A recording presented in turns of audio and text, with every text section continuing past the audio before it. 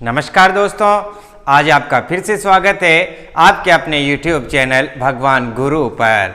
बच्चों, आज की क्लास में हम भारत के द्वितीय संवैधानिक सबसे बड़े पद, जो संवैधानिक क्रम में द्वितीय सबसे बड़ा पद होता है उपराष्ट्रपति, उसकी हम चर्चा करने वाले हैं। काफ़ी सारे बच्चों के राष्ट्रपति उपराष्ट्रपति के अनुच्छेद को याद करने से संबंधित काफ़ी प्रॉब्लम होती है, तो मैंने आपको पूर्व के वीडियो में राष्ट्रपति के सारे अनुच्छेद याद करने की भी ट्रिक बताई थी। बच्चों, आज मैं वही ट्रिक आपको उपराष्ट्रपति के अनुच्छेद भी याद करवाएगी।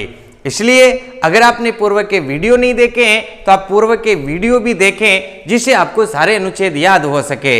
हम इनकी व्याख्यात्मक भी बात करेंगे, लेकिन अभी आपको हम फटाफट से याद करवा देते हैं उपराष्ट्रपति को याद करने की ट्रिक। बच्चों, उपराष्ट्रपति को आप कैसे याद करेंगे, ध्यान रखेंगे। उपराष्ट्रपति को याद करने के लिए आपको ध्यान रखना होगा उसका निकास शनि है, बस इतना सा ध्यान रखना है। उपराष्ट्रपति का नाम आते ही आप क्या ध्यान रखेंगे, उसका निकास शनि है। अगर आपको ये याद है कि उसका निकास शनि है तो फिर आपको पूरा का पूरा उपराष्ट्रपति याद हो गया। बच्चों, हम पढ़ चुके थे अनुच्छेद 62 तक। अनुच्छेद 62 में ऐसा लिखा हुआ था कि अगर राष्ट्रपति अपने पद पर नहीं होगा तो उसकी जगह कौन काम करेगा, उपराष्ट्रपति करेगा। अनुच्छेद 63 में उ का मतलब आप ध्यान रखेंगे उपराष्ट्रपति पद का प्रावधान किया गया है। उ का मतलब क्या ध्यान रखेंगे, उपराष्ट्रपति पद का प्रावधान किया गया है। बच्चों, अनुच्छेद 64 में स से आप ध्यान रखेंगे सभापति, मतलब जो भी हमारा उपराष्ट्रपति होगा वह राज्यसभा का सभापति होगा, ऐसा आप ध्यान रखेंगे। काफी सारी बातें हम करेंगे, अभी केवल ट्रिक को समझ रहे हैं, क्योंकि पहले काफी सारे बच्चों ने कहा कि सारे ट्रिक आपने नहीं बताए। उन बच्चों ने वीडियो को पूरा नहीं देखा, क्योंकि पहले वाले वीडियो में मैंने ट्रिक को लास्ट में बताया था। आज मैं ट्रिक को स्टार्टिंग में बता रहा हूं। उ का मतलब क्या होगा, उपराष्ट्रपति होगा, मतलब उपराष्ट्रपति पद का प्रावधान कौन से अनुच्छेद में कर रखा है, 63 में। से का मतलब सभापति, जो भी उपराष्ट्रपति होगा बच्चों वही राज्यसभा का क्या होगा, पदेन सभापति होगा। का मतलब कार्यवाहक राष्ट्रपति के रूप में। अगर हमारे देश का उपराष्ट्रपति कार्यवाहक राष्ट्रपति के रूप में कार्य कर रहा है तो अनुच्छेद 65 में ऐसा लिख रखा है कि अधिकतम 6 माह तक कार्य कर सकता है। हमारा उपराष्ट्रपति कार्यवाहक राष्ट्रपति के रूप में 6 महीने तक काम कर सकता है। ये बात कहां पर लिख रखी है, अनुच्छेद 65 में। नि का मतलब बच्चों आप ध्यान रखेंगे निर्वाचन पद्धति, राष्ट्रपति की निर्वाचन पद्धति। साथ में बच्चों आप ध्यान रखेंगे उसकी योग्यताएं। अनुच्छेद 66 में नि का मतलब निर्वाचन पद्धति, और यहीं पर आप ध्यान रख लेंगे उसकी योग्यताएं। बच्चों, का मतलब आप लोग ध्यान रखेंगे कार्यकाल। राष्ट्रपति की उपराष्ट्रपति की पदावधि क्या होगी, तो ध्यान रखेंगे आप उसका निकास शनि है। उ का मतलब उपराष्ट्रपति पद का प्रावधान किया गया है। से का मतलब जो भी उपराष्ट्रपति होगा बच्चों राज्यसभा का सभापति होगा। का मतलब कार्यवाहक राष्ट्रपति के रूप में अधिकतम 6 महीने तक कार्य कर सकता है, अनुच्छेद 65 में ऐसा उल्लेखित है। नि का मतलब उसका निर्वाचन पद्धति एवं उसकी योग्यताओं का उल्लेख कहां पर कर रखा है, आर्टिकल 66 में। का मतलब उसका कार्यकाल, उपराष्ट्रपति की पदावधि क्या होगी, इस बारे में उल्लेख कहां पर है, संविधान के अनुच्छेद 67 के अंदर। बच्चों, अगर ध्यान रखेंगे आप, से का मतलब समय, पुनः नव निर्वाचित उपराष्ट्रपति का समय। अभी हम डिटेल से बात करेंगे, जब बढ़िया समझ में आ जाएगा। यहां पर कार्यकाल है, और अनुच्छेद 67 में जो कार्यकाल दे रखा है, इसके लास्ट में आपको ऐसा मिलेगा कि समय से पूर्व राष्ट्रपति को त्यागपत्र देकर के भी क्या हो सकता है, पदमुक्त हो सकता है। ऐसी स्थिति में नया उपराष्ट्रपति बनाना पड़ेगा, और उस नए उपराष्ट्रपति का कार्यकाल क्या होगा, उसका क्या समय होगा, उसकी टाइमिंग की बात की गई है आर्टिकल 68 में। बच्चों, फिर आप ध्यान रखेंगे 69। से का मतलब शपथ, उपराष्ट्रपति के द्वारा ली जाने वाली शपथ का प्रावधान कहां पर कर रखा है, आर्टिकल 69 में। और बच्चों ध्यान रखेंगे आप, नि का मतलब निर्वहन, जैसे हमारा राष्ट्रपति छुट्टियों पर चला जाए, या हमारे राष्ट्रपति त्यागपत्र दे दे, या राष्ट्रपति की मृत्यु हो जाए, या फिर राष्ट्रपति को महाभियोग प्रक्रिया के द्वारा हटा दिया जाए, ऐसी स्थिति में उपराष्ट्रपति राष्ट्रपति के कर्तव्यों का निर्वहन करेगा। उन आधारों का उल्लेख कहां पर कर रखा है? आर्टिकल 70 के अंदर। कितना सरल और आसान है बच्चों संविधान को पढ़ना। बस आपको थोड़ा सा मनन करना है, चिंतन करना है, मन में थोड़ा सा रिवाइज करना है, मन में एक मंत्र को गुनगुनाना है, और उसका नाम क्या है? उसका निकास सनी है। बस आपको केवल यह याद करना है कि उसका निकास सनी है। ये ट्रिक किसकी है? उपराष्ट्रपति की है। उ का मतलब उपराष्ट्रपति के पद का प्रावधान, से का मतलब बच्चों जो भी उपराष्ट्रपति होगा राज्यसभा का सभापति होगा, का मतलब जो कार्यवाहक राष्ट्रपति के रूप में, नी का मतलब निर्वाचन पद्धति और योग्यताएं, और का मतलब उसका कार्यकाल, और से का मतलब बच्चों पुनः निर्वाचित उपराष्ट्रपति का समय, और से का मतलब शपथ, नी का मतलब निर्वहन। ये थी हमारी छोटी सी ट्रिक जिसके माध्यम से हमने पूरे उपराष्ट्रपति को बांध लिया। अब हम करते हैं एक एक अनुच्छेद को स्टार्ट, और इनको डिटेल से हम पढ़ना प्रारंभ करते हैं। आप वीडियो को जरूर पूरा देखिए। बस आपको जैसे आप वीडियो देखेंगे तो जानकारी आपको स्वतः ही याद आ जाएगी, और इस ट्रिक को भी आप कभी नहीं भूलेंगे अगर वीडियो पूरा देखेंगे। तो अगर हम बातचीत करते हैं एक एक अनुच्छेद की, उसका निकास सनी है, ये आपको ध्यान रखना है। बाकी एक एक अनुच्छेद अब हम स्टार्ट करते हैं। देखो बच्चों सबसे पहले बात आती है आर्टिकल 63 के, भारतीय संविधान का अनुच्छेद 63। उ का मतलब क्या होगा? उपराष्ट्रपति पद का प्रावधान किया गया है। आप लोगों से पूछ लिया जाए कि कौन से अनुच्छेद में उपराष्ट्रपति पद का प्रावधान किया गया है, तो उपराष्ट्रपति पद का प्रावधान बच्चों भारतीय संविधान के आर्टिकल 63 में किया गया है। यहां पर लिखा गया है कि जिस प्रकार भारत में एक राष्ट्रपति होगा, ध्यान रखेंगे आप, ठीक उसी प्रकार भारत में एक क्या होगा? उपराष्ट्रपति भी होगा। उपराष्ट्रपति होगा, ये हमारी प्रतियोगी परीक्षाओं में किस प्रकार पूछा जा सकता है कि निम्न में से कौन से अनुच्छेद में उपराष्ट्रपति पद का प्रावधान किया गया है? तो बच्चों आप जान गए, भारतीय संविधान के आर्टिकल 63 के अंदर उपराष्ट्रपति पद का प्रावधान किया गया है। आइए बच्चों थोड़ा हम जान लेते हैं उपराष्ट्रपति पद जो लिया गया है, ये उपराष्ट्रपति का पद कहां से लिया गया है? अमेरिका से लिया गया है। मैं आपको एक ऐसी ट्रिक भी दूंगा कि कौन से देश से क्या क्या लिया गया है। आप लोग वीडियो को बराबर देखते रहेंगे जिससे काफी सारी जानकारी आपको मिलती रहेगी। उपराष्ट्रपति पद का प्रावधान तो कर दिया, लेकिन हमारे संविधान के अंदर उपराष्ट्रपति का पद कहां से लिया गया है? तो देखो बच्चों ध्यान रखेंगे, उपराष्ट्रपति का पद हमने लिया है अमेरिका के संविधान से। उपराष्ट्रपति का पद हमने कहां से लिया है? अमेरिका के संविधान से। और संवैधानिक क्रम में ध्यान रखेंगे आप, आपसे पूछा जा सकता है संवैधानिक क्रम में, संवैधानिक क्रम में द्वितीय सबसे बड़ा द्वितीय पद, संवैधानिक क्रम में द्वितीय बड़ा पद है जो वह किसका है? तो संवैधानिक क्रम में द्वितीय बड़ा पद हमारे उपराष्ट्रपति का है। जरा आप लोग ये भी ध्यान रखेंगे।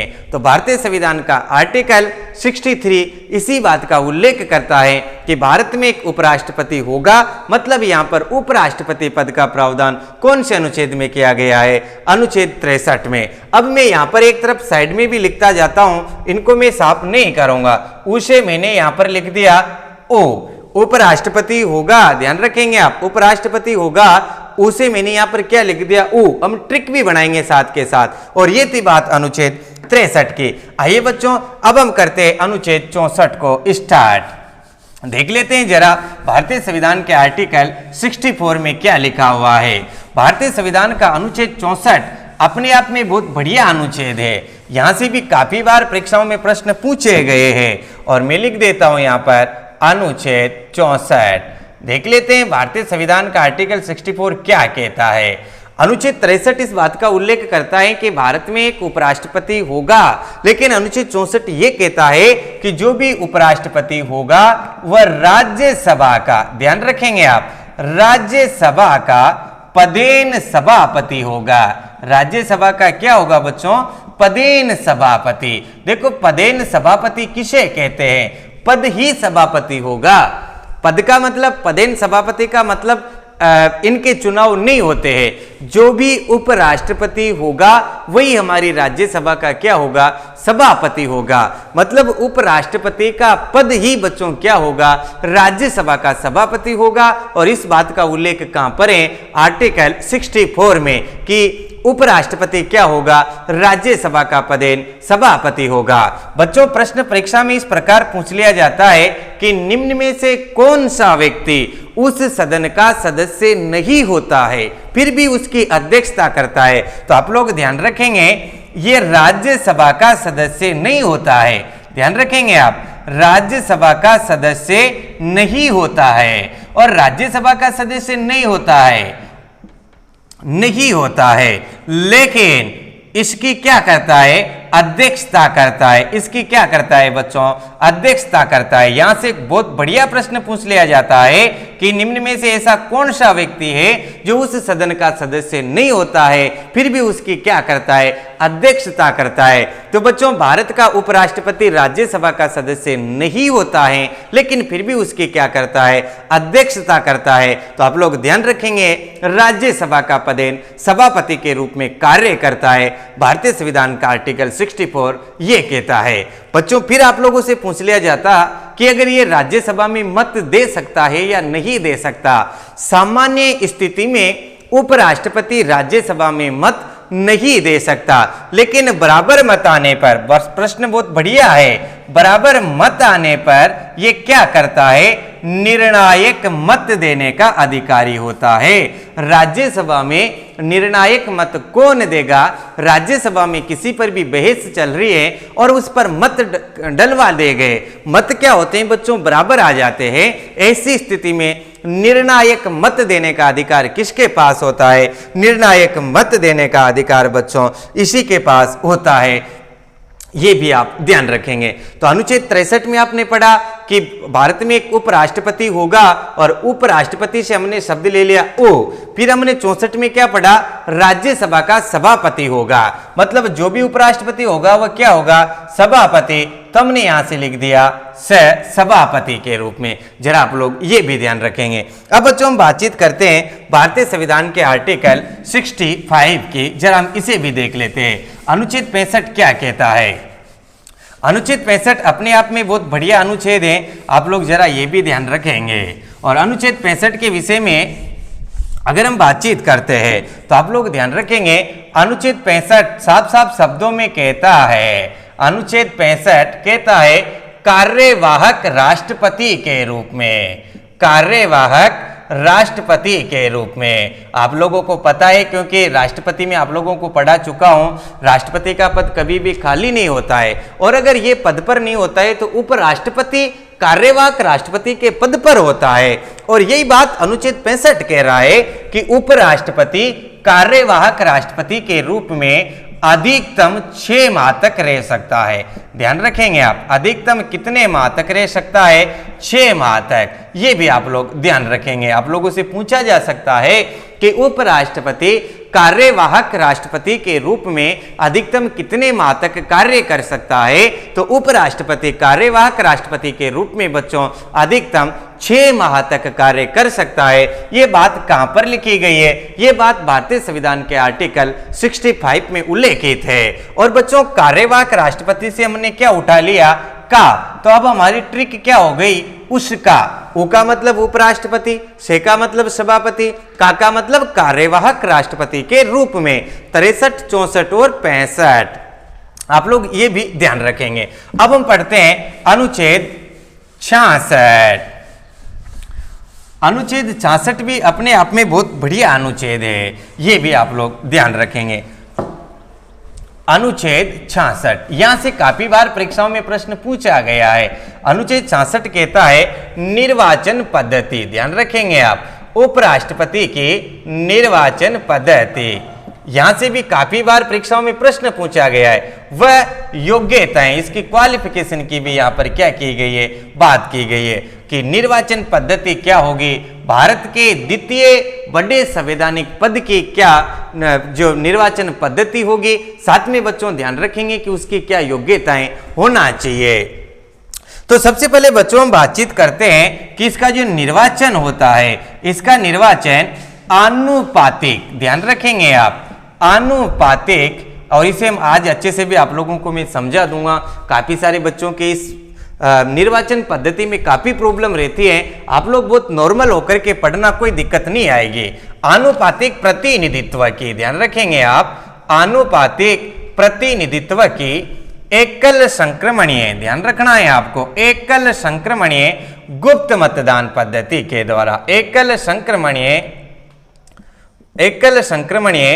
गुप्त मतदान पद्धति के द्वारा, ये आप लोगों को ध्यान रखना है। बच्चों देखो, आनुपातिक प्रतिनिधित्व के एकल संक्रमणीय गुप्त मतदान पद्धति के द्वारा किन किन के चुनाव होते हैं, जरा आप लोगों को मैं ये बता देता हूं, फिर इसकी आज मैं अच्छे से व्याख्या करूंगा, क्योंकि पिछले वाले वीडियो में भी जो मैंने कमेंट देखे हैं वो इससे संबंधित काफी सारे कमेंट आप लोगों ने कर रखे थे, तो हम आज इस पर विशेष चर्चा भी कर लेंगे, कोई प्रॉब्लम नहीं है। लेकिन हम सबसे पहले तो इंपॉर्टेंट प्रश्न ये देखते हैं कि आनुपातिक प्रतिनिधित्व की एकल संक्रमणीय गुप्त मतदान पद्धति के द्वारा किन किन का चुनाव होता है। तो बच्चों, एक तो भारत के राष्ट्रपति का चुनाव भी किन के द्वारा होता है, इसी विधि के द्वारा होता है। भारत के उपराष्ट्रपति और उपराष्ट्रपति का चुनाव भी किसके द्वारा होता है, इसी पद्धति के द्वारा होता है। साथ में बच्चों ध्यान रखेंगे, राज्यसभा के जो सदस्य निर्वाचित होते हैं और राज्यसभा के सदस्यों का चुनाव भी इसी पद्धति के द्वारा होता है। लेकिन बच्चों ध्यान रखेंगे आप, राज्यसभा के सदस्यों का चुनाव में गुप्त शब्द का उल्लेख नहीं कर रखा है। आप लोगों से पूछ लिया जाए कि राज्यसभा के सदस्यों का चुनाव कौन सी पद्धति के द्वारा होता है, तो आप ध्यान रखेंगे आनुपातिक प्रतिनिधित्व के एकल संक्रमणीय मतदान पद्धति के द्वारा। राज्यसभा सदस्यों के लिए गुप्त शब्द का प्रयोग नहीं किया गया है, जबकि राष्ट्रपति और उपराष्ट्रपति के लिए गुप्त शब्द का प्रयोग किया गया है। ये बहुत बढ़िया नॉलेज की बातें हैं और इन्हीं से आप लोगों का नंबर आता है। कई सारे लोग ऐसे प्रश्नों की वजह से नौकरी लगने से रुक जाते हैं, तो कई सारे मेहनती बच्चे ऐसे प्रश्नों को सही कर करके अपना काम कर लेते हैं, नौकरी लग जाते हैं। तो आप लोग ध्यान रखेंगे, राज्यसभा के सदस्यों के लिए यहाँ पर गुप्त शब्द का प्रयोग नहीं किया गया है, जबकि उनका चुनाव भी इसी पद्धति के द्वारा होता है। भारत के राष्ट्रपति का चुनाव भी इसी पद्धति के द्वारा होता है, साथ में उपराष्ट्रपति का चुनाव भी इसी पद्धति के द्वारा होता है। मैंने आप लोगों को पूर्व में भी बता दिया, यह पद्धति आयरलैंड से ली गई है। आनुपातिक प्रतिनिधित्व क्या होता है बच्चों, कि इनके जो चुनाव होते हैं वो वरीयता के आधार पर होते हैं। वरीयता निकाली जाती है 50:50 को अगर आप बांटोगे, जब तक एक व्यक्ति को कितने भी व्यक्ति खड़े हो जाए, जैसे मान लो अभी मैं आपको बता दूं, यहां पर तीन व्यक्ति उपराष्ट्रपति या राष्ट्रपति का चुनाव लड़ रहे हैं। 3 व्यक्ति हैं और कुल मतदाता है बच्चों हमारे पास 900। कुल मतदाता कितने हैं, 900। उम्मीदवार कितने हैं, 3 हैं। अब 3 में से निश्चित कोटा प्राप्त करने के लिए, वरीयता प्राप्त करने के लिए आप लोग ध्यान रखेंगे 451, किसी एक को कितने मत मिलना चाहिए, किसी एक को 451 मत मिलना चाहिए। अगर हमने एक बार मतगणना की और एक बार में किसी को भी 451 नहीं मिले, तो आप लोग ध्यान रखेंगे पुनः मतगणना की जाएगी और जो सबसे कम व्यक्ति होगा उसके मत दूसरी जगह पर क्या हो जाते हैं, स्थानांतरित हो जाते हैं। इसे आप एकल संक्रमणीय या बच्चों यूं भी कह सकते हो अस्तांतरणीय पद्धति भी आप लोग इसे कह सकते हो, क्योंकि इसमें मतों का क्या हो जाता है, स्थानांतरण हो जाता है। जैसे मैं अभी बताता हूं, ये 1, 2 और ये 3 व्यक्ति है।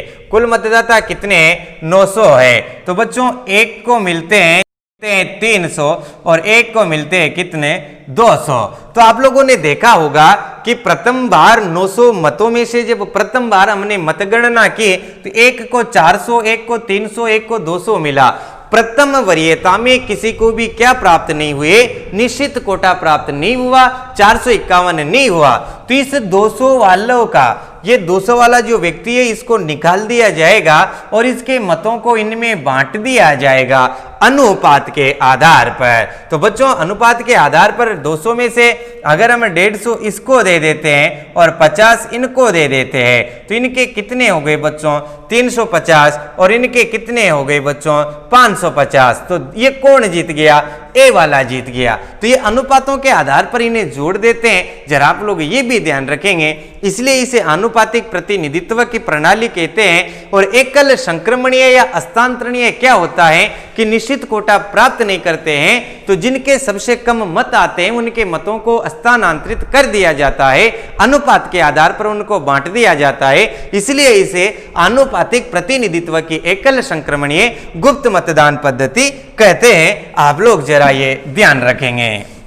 नेक्स्ट बच्चों हम बातचीत करते हैं इसी की, अभी निर्वाचन पद्धति हमारी चल रही है और उपराष्ट्रपति का जो निर्वाचन होता है वह कौन सी पद्धति से होता है, आनुपातिक प्रतिनिधित्व की एकल संक्रमणीय गुप्त मतदान पद्धति के द्वारा, ये आप ध्यान रखेंगे। नेक्स्ट इनके चुनाव में कौन कौन भाग लेते हैं हम ये भी बातचीत कर लेते हैं। तो बच्चों सबसे पहले आपको ध्यान रखना है कि उपराष्ट्रपति के चुनाव में संसद के सभी सदस्य भाग लेते हैं।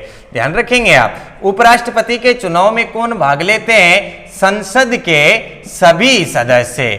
ध्यान रखेंगे, यहां से आपको पागल बनाया जा सकता है, संसद के सभी सदस्य। अब संसद के सभी सदस्य में कौन आए, राज्यसभा के मनोनीत और निर्वाचित सदस्य, राज्यसभा के मनोनीत सदस्य भी भाग लेंगे और राज्यसभा के बच्चों निर्वाचित सदस्य भी भाग लेंगे। साथ में आप ध्यान रखेंगे लोकसभा के, यहां से भी प्रश्न आपका बन सकता है, तो लोकसभा के भी मनोनीत व निर्वाचित सदस्य। और इन दोनों को हम क्या कह सकते हैं बच्चों, इन दोनों को हम संसद कह सकते हैं, क्योंकि संसद में राष्ट्रपति, राज्यसभा और लोकसभा हुआ करती है। तो संसद के सभी सदस्य इसके चुनाव में भाग लेंगे।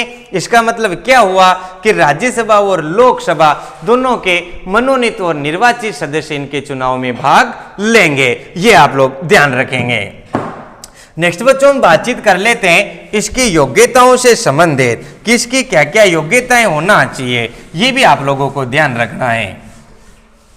योग्यताएं, हमारे उपराष्ट्रपति के लिए क्या योग्यताएं होना चाहिए, सबसे पहले नंबर 1 भारत का नागरिक होना चाहिए। उपराष्ट्रपति को क्या होना चाहिए, भारत का नागरिक होना चाहिए, भारत का नागरिक होना चाहिए। यहां से भी आप लोगों से प्रश्न पूछा जा सकता है कि निम्न में से असत्य है और यहां पर दे दे कि मूलतः भारत का नागरिक होना चाहिए, तो मूलतः जैसे शब्दों का उल्लेख नहीं कर रखा है, केवल भारत का नागरिक होना चाहिए। बच्चों हमारे अखिल भारतीय सेवाओं में भी हम अन्य देशों के व्यक्तियों को सेवा दे सकते हैं, जैसे हमारा नेपाल है, भूटान है, यहाँ के जो देश के व्यक्ति हैं वह हमारी सेवाओं में सम्मिलित हो सकते हैं, कार्यपालिका की सेवाओं में सम्मिलित हो सकते हैं। लेकिन हमारे संविधान निर्माताओं ने जो हमारे बड़े बड़े जो पद हैं बच्चों, संवैधानिक पद हैं, कई सारे राजनीतिक पद हैं, इन पदों पर केवल भारत के व्यक्ति ही सम्मिलित हो सकते हैं। इसीलिए उन्होंने यहाँ पर लिख दिया है इसकी योग्यताओं में कि जो उपराष्ट्रपति बनेगा वो क्या होना चाहिए,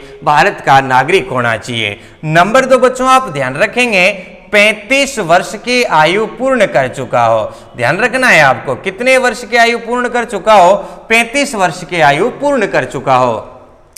मैंने आप लोगों को पूर्व में भी बता दिया है कि राजनीति के अंदर हमारे भारत में अधिकतम आयु का कोई प्रावधान नहीं है। आपसे पूछ लिया जाए कि अधिकतम आयु कितनी होना चाहिए, तो किसी भी पद के लिए अगर अधिकतम आयु पूछ ले तो राजनीतिक क्षेत्र के अंदर अधिकतम आयु का कोई भी उल्लेख नहीं कर रखा है। न्यूनतम आयु आपको अगर उपराष्ट्रपति की मिलेगी तो कितनी है, 35 वर्ष। कम से कम कितने वर्ष का होना चाहिए बच्चों, 35 वर्ष का होना चाहिए। अधिकतम आयु का कोई भी प्रावधान हमारे यहाँ पर नहीं है। नंबर 3 बच्चों आप लोग ध्यान रखेंगे राज्यसभा का सदस्य बनने की योग्यता होना चाहिए।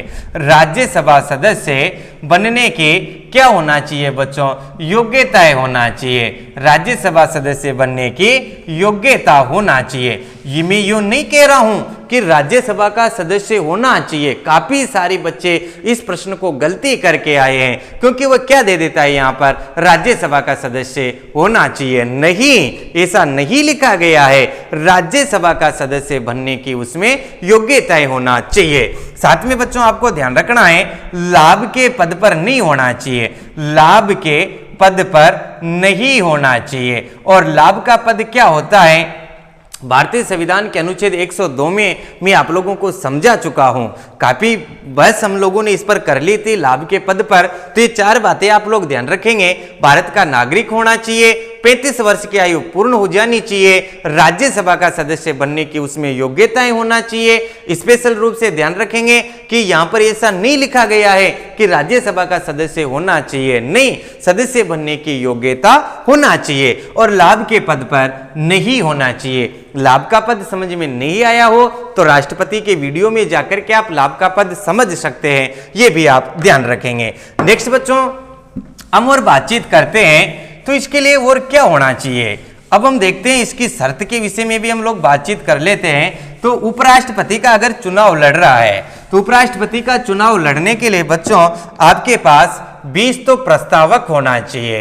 कितने प्रस्तावक होना चाहिए, आपके नाम के 20 तो प्रस्तावक होना चाहिए। और बच्चों 20 ही क्या होना चाहिए, अनुमोदक होना चाहिए। ये आप लोगों को ध्यान रखना है। उपराष्ट्रपति का चुनाव लड़ने के लिए 20 तो प्रस्तावक और 20 ही क्या होंगे बच्चों, अनुमोदक होंगे। साथ में आप लोग ध्यान रखेंगे जमानत राशि। यहां पर आप लोगों से जमानत राशि के विषय में भी पूछा जा सकता है। तो 15,000 रुपए इसकी क्या होना चाहिए, जमानत राशि होना चाहिए। 20 प्रस्तावक और 20 अनुमोदक।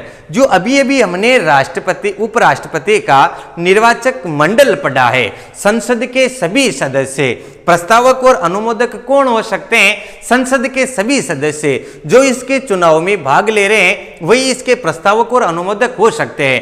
खास रूप से ध्यान रखेंगे, अगर कोई व्यक्ति एक का प्रस्तावक बन गया तो फिर वह दूसरे का अनुमोदक नहीं बन सकता है। आप लोगों को यह भी ध्यान रखना है। अगर मैं किसी का भी, मैं खुद हूं ऐसा मान लो आप, तो मैं किसी का प्रस्तावक बन गया तो फिर मैं दूसरे का अनुमोदक भी नहीं बन सकता और प्रस्तावक भी नहीं बन सकता।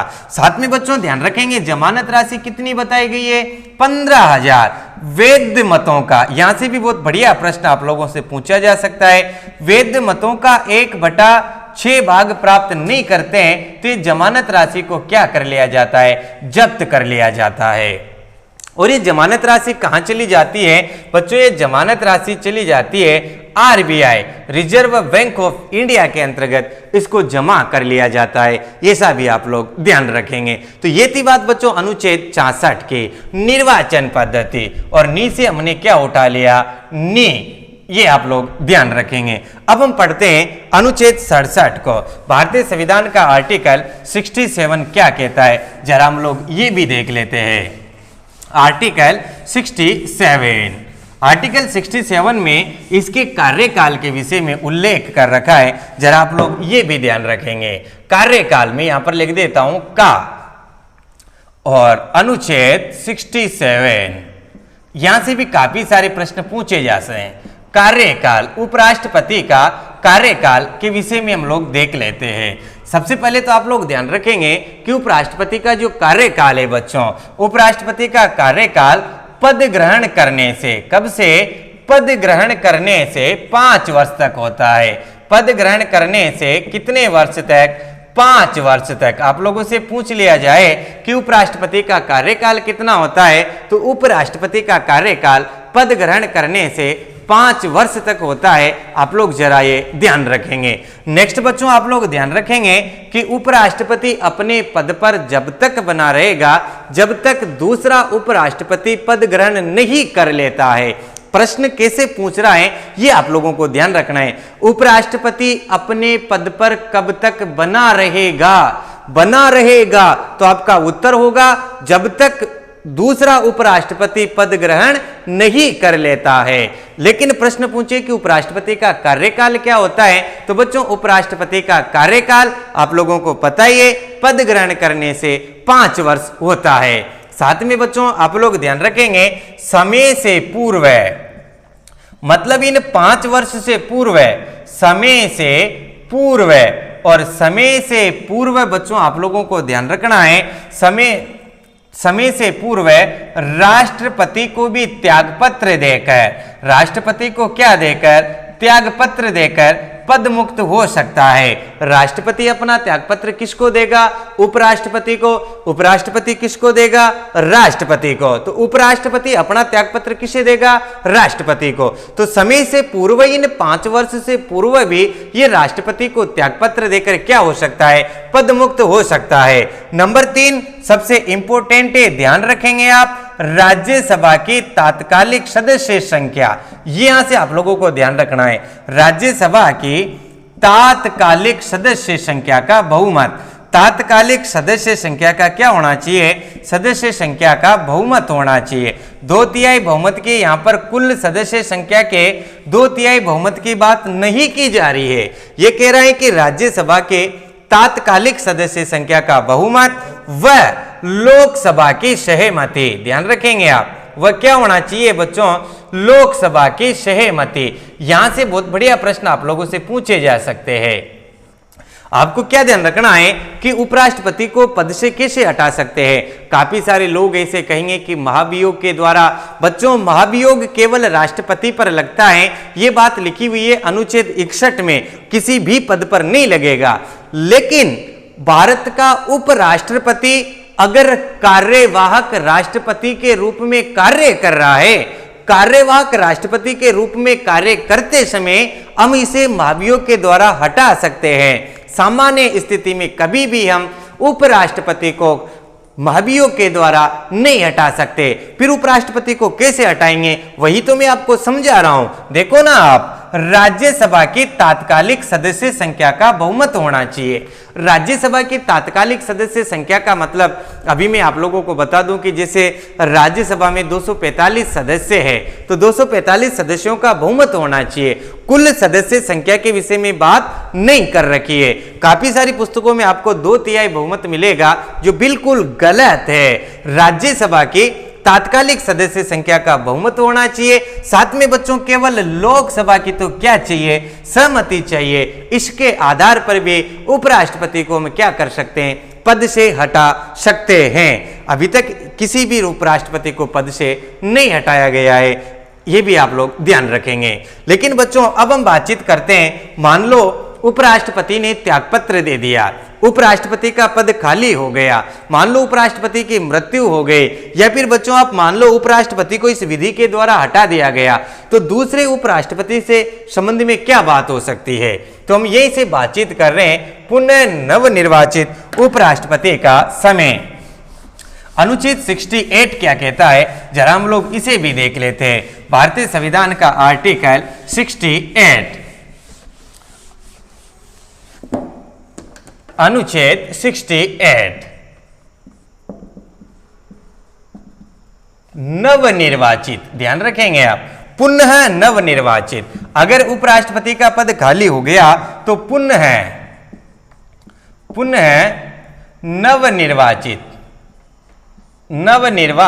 पुनः नवनिर्वाचित उपराष्ट्रपति का समय। और यहां से भी काफी सारे प्रश्न आप लोगों से पूछे जाएंगे। उपराष्ट्रपति का समय, और समय को बच्चों आप कह सकते हैं कार्यकाल। समय को हमने क्या कह दिया यहां पर, कार्यकाल। देखो सबसे पहले तो आप लोगों को यह ध्यान रखना है कि अगर उपराष्ट्रपति का पद खाली हो गया तो उपराष्ट्रपति पद को कितने समय में भरा जाएगा। जिस प्रकार अभी हमने पढ़ा कि 6 महीने तक उपराष्ट्रपति कार्यवाहक राष्ट्रपति के रूप में कार्य कर सकता है, इसका मतलब राष्ट्रपति का पद अधिकतम 6 महीने के अंदर भरना होता है। ठीक वैसे ही अगर उपराष्ट्रपति का पद खाली है तो इसे हम कब तक भरेंगे, तो संविधान में स्पष्ट लिखा हुआ है यथाशीघ्र चुनाव करवाए जाएंगे, और कुछ भी नहीं लिखा हुआ है। अगर उपराष्ट्रपति का पद खाली है तो बच्चों क्या करवाया जाएगा, यथाशीघ्र चुनाव करवाए जाएंगे। यथासंभव, जहां तक संभव होगा यथाशीघ्र ही चुनाव करवाए जाएंगे, ये भी आप ध्यान रखेंगे। यथाशीघ्र चुनाव करवाए जाएंगे, इसका मतलब आप क्या समझे? इसका मतलब बच्चों वही है कि सरकार की इच्छा होगी। यहां पर यह सरकार की इच्छा पर निर्भर करता है। उपराष्ट्रपति के पद को भरना किसकी इच्छा पर निर्भर करता है? सरकार की इच्छा पर निर्भर करता है। साथ में आप लोग ध्यान रख लेंगे संविधान में क्या उल्लेखित है, यथाशीघ्र चुनाव करवाए जाएंगे और पुनः निर्वाचित जो उपराष्ट्रपति होगा उसका वापस पद ग्रहण करने से 5 वर्ष समय होगा। पद ग्रहण से कितने? 5 वर्ष। बच्चों में आपको बता दूं, लोकसभा के सदस्य हैं, हमारे एमपीज हैं, हमारे एमएलए हैं, इसके अलावा हमारे पंचायती राज का सिस्टम है, तो स्थानीय निकाय हैं, इनमें से अगर कोई सदस्य त्यागपत्र दे देता है या किसी की मृत्यु हो जाती है तो इन सभी के जो चुनाव होते हैं वो शेषा अवधि के लिए होते हैं, शेष अवधि के लिए होते हैं। जैसे किसी सरपंच को हटा दिया गया 2 वर्ष बाद और दूसरे सरपंच को निर्वाचित करेंगे तो केवल उसका कार्यकाल 3 वर्ष होगा, शेष अवधि के लिए ही होगा। ये आप लोग ध्यान रखेंगे। शेष अवधि के लिए किन किन का होगा? एमएलएज का होगा, एमपीज का होगा, इसके अलावा हमारे स्थानीय निकाय से संबंधित होगा और पंचायती राज से संबंधित भी यही होगा बच्चों। लेकिन आप लोगों को ध्यान रखना है कि राष्ट्रपति है, उपराष्ट्रपति है, इनका जो कार्यकाल होगा बच्चों ये वापस से पद ग्रहण करने से कितने वर्ष होगा?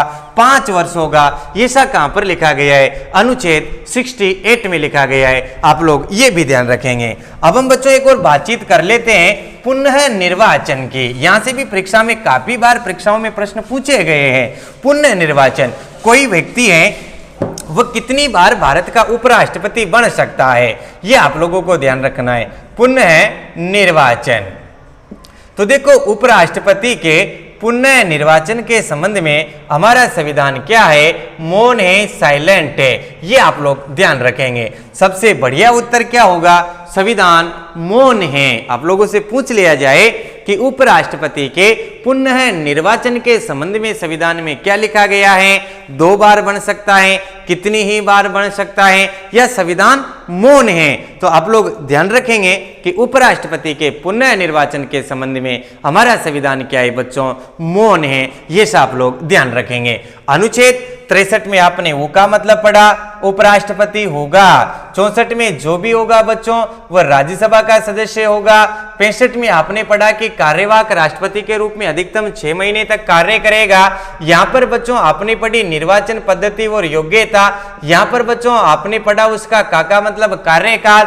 और बच्चों यहां पर आप लोगों ने पढ़ा से का मतलब समय, पुनः नव निर्वाचित उपराष्ट्रपति का समय जो वापस से पूरे समय के लिए 5 वर्ष तक होगा। ऐसा भी आप लोग ध्यान रखेंगे। अब हम बातचीत कर रहे हैं शपथ के विषय में। यहां से भी बहुत बढ़िया प्रश्न परीक्षाओं में पूछ ले जाते हैं। आर्टिकल 69 उपराष्ट्रपति के द्वारा ली जाने वाली शपथ का उल्लेख है। उपराष्ट्रपति को शपथ कौन दिलाएगा? तो आप लोग ध्यान रखेंगे उपराष्ट्रपति को शपथ या तो राष्ट्रपति दिलाएगा या फिर राष्ट्रपति के द्वारा नामित सदस्य। ध्यान रखेंगे आप, उपराष्ट्रपति को शपथ कौन दिलाएगा? आर्टिकल 69 में साफ साफ शब्दों में लिखा गया है कि उपराष्ट्रपति को राष्ट्रपति या राष्ट्रपति के द्वारा नामित सदस्य शपथ दिलाएगा। उपराष्ट्रपति संविधान की रक्षा एवं लोगों के प्रति निष्ठा की शपथ लेगा। ये भी आप ध्यान रखेंगे। और उपराष्ट्रपति के द्वारा ली जाने वाली शपथ का उल्लेख कहां पर है? आर्टिकल 69 में। राष्ट्रपति, उपराष्ट्रपति एवं राज्यों के राज्यपाल के द्वारा ली जाने वाली शपथ का उल्लेख शेड्यूल 3 में नहीं है, भारतीय संविधान की अनुसूची 3 में नहीं है। इनके संबंधित अनुच्छेदों में जब मैंने अनुसूचियां पढ़ाई थी तब आप लोगों से विशेष चर्चा की थी। तो उपराष्ट्रपति के द्वारा ली जाने वाली शपथ का उल्लेख कहां मिल रहा है? अनुच्छेद 69 में। आप लोग जरा ये भी ध्यान रखेंगे, राष्ट्रपति के द्वारा नामित सदस्य। अब बच्चों हम बातचीत कर ले अनुच्छेद 70 के विषय में। से का मतलब आप लोगों को ध्यान रखना है से, और नी का मतलब निर्वन, नी आप लोग ध्यान रख लेंगे तो ये हमारी ट्रिक वापस से बन गई। उसका निकास सनी है। नी का मतलब बच्चों आप लोगों को ध्यान रखना है निर्वहन। क्या रखना है? निर्वहन। आप लोगों को ध्यान रखना है कि अगर उपराष्ट्रपति छुट्टियों पर राष्ट्रपति छुट्टियों पर चला जाए, बीमार हो जाए या फिर विदेश यात्रा में चला जाए लंबे समय के लिए, तो फिर उसके कर्तव्यों का निर्वहन कौन करेगा? वो करेगा बच्चों हमारे यहाँ का उपराष्ट्रपति। तो अलग अलग स्थितियों में जो प्रावधान किए गए वह कहां पर किए गए? अनुच्छेद 70 में साफ साफ लिखा गया है कि ऐसी स्थिति में कौन निर्वहन करेगा उसके कर्तव्यों का, तो उसके कर्तव्यों का निर्वहन हमारे यहाँ का कौन करेगा? उपराष्ट्रपति करेगा।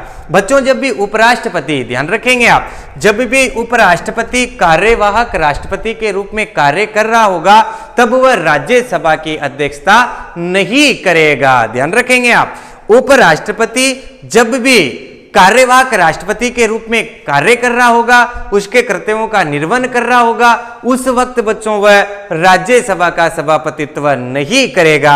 यह भी आप लोग ध्यान रखेंगे। बाकी जब भी ये कार्यवाहक राष्ट्रपति के रूप में कार्य करेगा तो राष्ट्रपति की सभी सुविधाओं का उपभोग करेगा, इसका वेतन भत्ता भी राष्ट्रपति के बराबर ही होगा। ये भी आप लोग ध्यान रखेंगे। नेक्स्ट बच्चों, अब हम बातचीत करते हैं दो अनुच्छेद की, जहां से भी काफी बढ़िया प्रश्न पूछे जा सकते हैं। आर्टिकल 324 और आर्टिकल 71। सबसे पहले तो आप लोगों को 71 समझ लेना है। अनुच्छेद 71 क्या कह रहा है? या तो होना चाहिए भारत का राष्ट्रपति या फिर हो बच्चों उपराष्ट्रपति। अगर राष्ट्रपति और उपराष्ट्रपति के चुनावों से संबंधित, बहुत बढ़िया नॉलेज है, राष्ट्रपति और उपराष्ट्रपति के चुनावों से संबंधित कोई भी विवाद हो जाता है तो सीधा सुप्रीम कोर्ट में सुना जाएगा, सीधा सर्वोच्च न्यायालय में सुना जाएगा। ऐसा कहां लिखा हुआ है? आर्टिकल 71 में। जब मैं आपको सुप्रीम कोर्ट पढ़ाऊंगा उस वक्त मैं आप लोगों से प्रश्न पूछूंगा दो बार, इसलिए आप अभी से ही ध्यान रखेंगे कि राष्ट्रपति या उपराष्ट्रपति के चुनावों से संबंधित सभी विवाद कहां पर सुने जाएंगे? सुप्रीम कोर्ट में सुने जाएंगे। आर्टिकल 324 की अब हम बातचीत कर लेते हैं कि इनका चुनाव करवाएगा कौन। देखो, चुनाव की सूचना तो सरकार जारी करेगी, लेकिन अनुच्छेद 324 के तहत इनका चुनाव कौन करवाएगा? चुनाव आयोग करवाएगा। राष्ट्रपति और उपराष्ट्रपति का चुनाव कौन करवाएगा? चुनाव आयोग करवाएगा। आप लोगों को ध्यान रखना है, राष्ट्रपति और उपराष्ट्रपति दोनों का चुनाव कौन करवाएगा? चुनाव आयोग। इनका पीठासीन अधिकारी कौन होता है? राष्ट्रपति और उपराष्ट्रपति के चुनाव का पीठासीन अधिकारी कौन होता है? तो आप लोगों को ध्यान रखना है, राष्ट्रपति के चुनावों में पीठासीन अधिकारी होता है लोकसभा महासचिव और उपराष्ट्रपति के चुनावों में होता है राज्यसभा का महासचिव। राष्ट्रपति और उपराष्ट्रपति के चुनावों का पीठासीन अधिकारी कौन होता है? तो राष्ट्रपति के लिए तो लोकसभा का महासचिव होगा और उपराष्ट्रपति के लिए राज्यसभा का महासचिव होगा। ये भी आप लोग ध्यान रखेंगे। तो बच्चों, साथ में अनुच्छेद 324 में क्या उल्लेखित है? राष्ट्रपति या उपराष्ट्रपति के चुनाव हो रहे हैं और निर्वाचक मंडल में कोई न कोई रिक्त स्थान है, ऐसी स्थिति में इनके चुनाव होंगे या नहीं होंगे? तो निर्वाचक मंडल में क्या बोली? चुनाव आयोग में भी रिक्त स्थान हो, चुनाव आयोग में भी कोई अधिकारी नहीं बैठा हो, फिर भी इनके चुनाव तो होंगे। ये बात स्पष्ट रूप से कहां लिखी गई है? 324 में। राष्ट्रपति और उपराष्ट्रपति के चुनाव में ऐसा प्रभाव नहीं पड़ता है। ये भी आप लोग ध्यान रखेंगे। बच्चों, फिर से हम बातचीत कर लेते हैं भारतीय संविधान के आर्टिकल 97 के। भारतीय संविधान के अनुच्छेद 97 में क्या लिखा हुआ है? यहां से भी बहुत बढ़िया प्रश्न आप लोगों से पूछा जा सकता है। अनुच्छेद 97 और अनुच्छेद 97 में इनके वेतन का उल्लेख कर रखा है। आप लोगों से पूछ लिया जाए कि भारतीय संविधान के अनुच्छेद 97 के तहत उपराष्ट्रपति का वेतन कितना होता है, तो आप लोग क्या बताएंगे? आपके दिमाग में आ रहा होगा 4 लाख रुपए मासिक। नहीं बच्चों, अनुच्छेद 97 के तहत उपराष्ट्रपति का वेतन 0 रुपए होता है। उपराष्ट्रपति को उपराष्ट्रपति के रूप में कितने रुपए देते हैं? कुछ भी नहीं देते हैं। लेकिन बच्चों, भारतीय संविधान के शेड्यूल 2 अनुसूची 2 के तहत वर्तमान में उपराष्ट्रपति का वेतन कितना है? 4 लाख रुपए। अनुसूची 2 के अनुसार वेतन कितना है? 4 लाख रुपए। आपसे सामान्य पूछे कि उपराष्ट्रपति का वेतन 4 लाख, लेकिन आपसे यूं पूछे कि अनुच्छेद 97 के तहत कितना है, तो उपराष्ट्रपति का कोई वेतन नहीं होता है। निश्चित ही बच्चों, आप लोगों को जानकारी समझ में आई होगी। नेक्स्ट वीडियो में मैं भारत के ऐसे उपराष्ट्रपति जो राष्ट्रपति नहीं बने, ऐसे उपराष्ट्रपति जो निर्विरोध निर्वाचित हुए एवं भारत के सभी उपराष्ट्रपतियों को लेकर के हम चर्चा करेंगे। आज का वीडियो आपको कैसा लगा मुझे कमेंट करके बताएं। साथ ही बच्चों, अभी तक भी आपने हमारे चैनल को सब्सक्राइब नहीं किया है तो सब्सक्राइब करके बेल आइकन पर क्लिक कर दे, जिससे आपको नेक्स्ट वीडियो के नोटिफिकेशन प्राप्त होते रहेंगे। धन्यवाद।